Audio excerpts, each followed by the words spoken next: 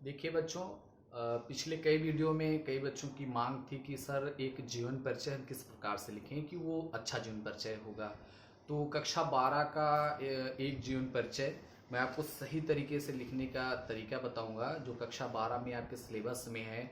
महादेव वर्मा और उनकी रचना है गीत, जो आपके सिलेबस में है, मतलब आपके पाठ्यक्रम में है।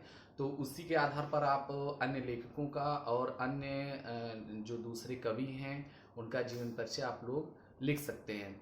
सबसे पहले तो ये ध्यान दीजिए कि जब आप कक्षा 10 या उससे नीचे होते हैं तो आपका जीवन से संबंधित चीज़ों का ज़्यादा फोकस होता है, लेकिन जब आप 11 या 12 में पहुंचते हैं या इसके ऊपर तो जीवन परिचय आपका संक्षिप्त रहेगा।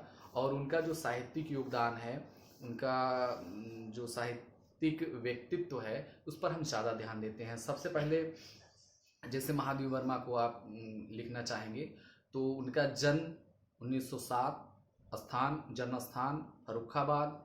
उसके बाद उनके पिता का नाम स्वरूप नारायण, सॉरी, पति का नाम स्वरूप नारायण है, पिता का नाम गोविंद प्रसाद वर्मा है, हेमरानी उनकी माता का नाम है। और 9 वर्ष के अल्पायु में स्वरूप नारायण से उनका विवाह हुआ था। और आरंभिक शिक्षा उनका इंदौर मध्य प्रदेश में हुआ। और उसके पश्चात आपको लिखना है कि वो आगे इलाहाबाद विश्वविद्यालय में उनकी पढ़ाई हुई और वहीं वो विभागाध्यक्ष हो गए हिंदी की।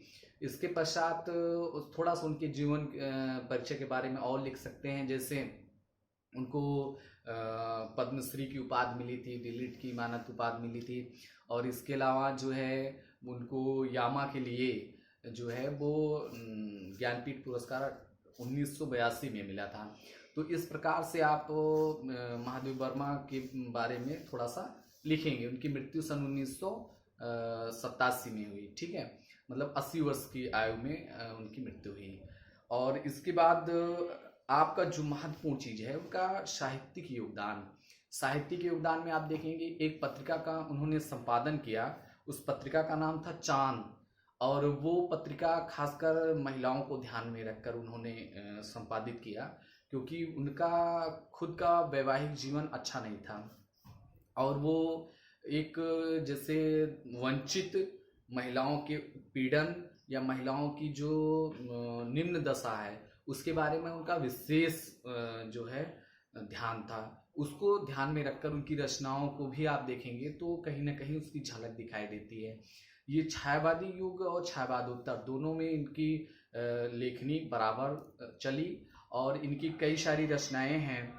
जैसे आप मान के चलिए कि जो सबसे ज़्यादा इनका गद्य लेखन में जैसे इनका जो 4 रेखा चित्र और संस्मरण है वो 4 है। अतीत के चलचित्र और पथ के साथी में इनका जो सबसे ज़्यादा ध्यान है वो इनके सहयोगी जो भी कवि या लेखक जो इनका सहयोग की योगदान दिए उन सब के बारे में, उनको जीवन में कैसे पथ पर बढ़ते हुए इन सब लोग मिलते गए उसका उसमें संस्मरण किया गया है, जिसको उन्होंने रेखा चित्र के माध्यम से उकेरने का प्रयास किया है। उसके बाद में फिर अतीत के चलचित्र, स्मिथ की रेखाएं और मेरा परिवार जो है उनका एक जो है व्यक्तिगत परिवार ना होकर वो एक कई सारे जो जानवर थे उनको उन्होंने पाल रखा था और उन जानवरों के को ही अपना वो परिवार मानती थी।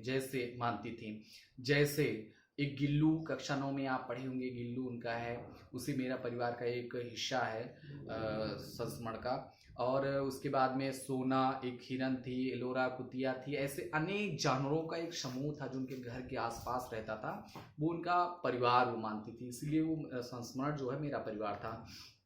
इसके अलावा नीरजा, निहार, सांदगीत, यामा, ये सब इनकी महत्वपूर्ण काव्य रचनाएं हैं। और इन्होंने चांद पत्रिका में उस समय तात्कालिक समय पर जो महिलाओं को शिक्षा में उनकी भागीदारी बहुत कम थी या बहुत उच्च वर्ग के बहुत ही धनी वर्ग के लोग अपनी बेटियों को कुछ पढ़ाने की तरफ ध्यान देते थे, बाकी निम्न और मध्यम वर्गीय लोग बेटियों को पढ़ाने पर बिल्कुल ध्यान नहीं देते थे। उस बात को वो चांद पत्रिका में ज़्यादातर रेखांकित किया है उन्होंने, उसमें ज़्यादा उसका उल्लेख किया है। तो इस प्रकार से आपका उनका साहित्यिक योगदान हो गया। अब उनका एक कला पक्ष होता है और दूसरा भाव पक्ष। कला पक्ष में आप जाएंगे तो उसमें देखेंगे कि आप वो जितने भी अलंकार हैं, चाहे आपका रूपक हो, उपमा हो, उत्प्रेक्षा हो, मानवीयकरण है, इनका विशेष मानवीयकरण है, ये इन सब चीज़ों का उन्होंने बहुत ही चतुराई से प्रयोग किया और बहुत ही अच्छी रचनाएं जिससे उनकी देखने में आती है। और इसके अलावा उन्होंने गद्य की जो विधा है, जैसे गद्य में अन्य विधाएं हैं, उनका भी उन्होंने बड़ा सुंदर ही तरीके से जो है प्रयोग किया है।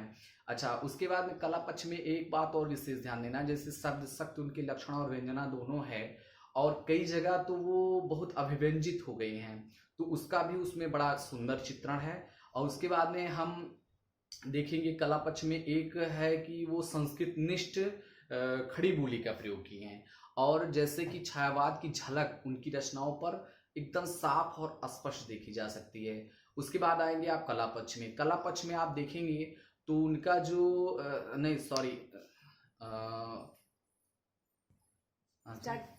हाँ, और दूसरा उनका भाव पक्ष है।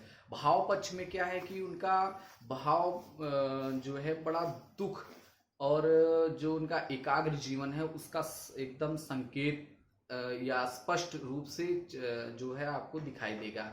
जैसे उन्होंने एक पंक्ति लिखी है, बड़ा ही वो मार्मिक और वेदना युक्त है, मैं नीर भरी दुख की बदली।